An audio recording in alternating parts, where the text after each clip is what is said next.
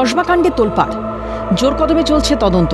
এই আবহে অস্থিরতা কাটিয়ে সপ্তাহের শুরুতেই খুলল কলেজ। কড়া নিরাপত্তায় কলেজে এলেন পড়ুয়ারাও, কিন্তু বিতর্ক যেন পিছু ছাড়ছে না। নতুন করে বিতর্কের সূত্রপাত কলেজের উপাধ্যক্ষ নয়না চট্টোপাধ্যায়ের 25শে জুনের হাজিরায়। রেজিস্ট্রারে সেদিন কলেজের ভাইস প্রিন্সিপালের আসার ও বেরিয়ে যাওয়ার সময় একই, 9:50। কিন্তু সময়ের পাশে কেন এম বা পিএম কিছুই উল্লেখ নেই। তাহলে নয়না কখন এসেছিলেন কলেজে, আর কখনই বা বেরিয়েছিলেন কলেজ থেকে, স্পষ্ট নয় তদন্তকারী আধিকারিকদের কাছে।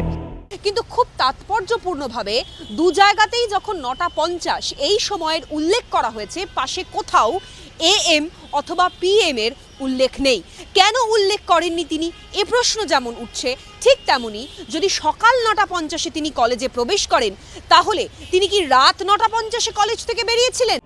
যদি ধরেও নেওয়া হয় যে উপাধ্যক্ষ কলেজে সকাল 9:50 এসেছিলেন, তাহলে প্রশ্ন থেকেই যায় প্রায় রাত 10টা পর্যন্ত কলেজে সেদিন কেন ছিলেন তিনি। সেক্ষেত্রে ফের চর্চায় উঠে আসে নির্যাতিতার বয়ান।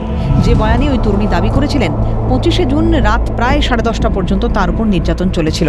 তবে কি সেদিন তরুণীর নির্যাতনের সময় কলেজেই ছিলেন উপাধ্যক্ষ?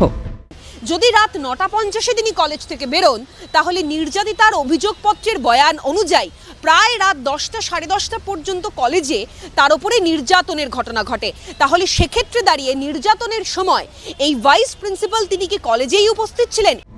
ভাইস প্রিন্সিপালের সেদিনের গতিবিধি নিয়ে বাড়ছে সন্দেহ। কিছু কি লুকোতে চাইছেন উপাধ্যক্ষ নয়না চট্টোপাধ্যায়?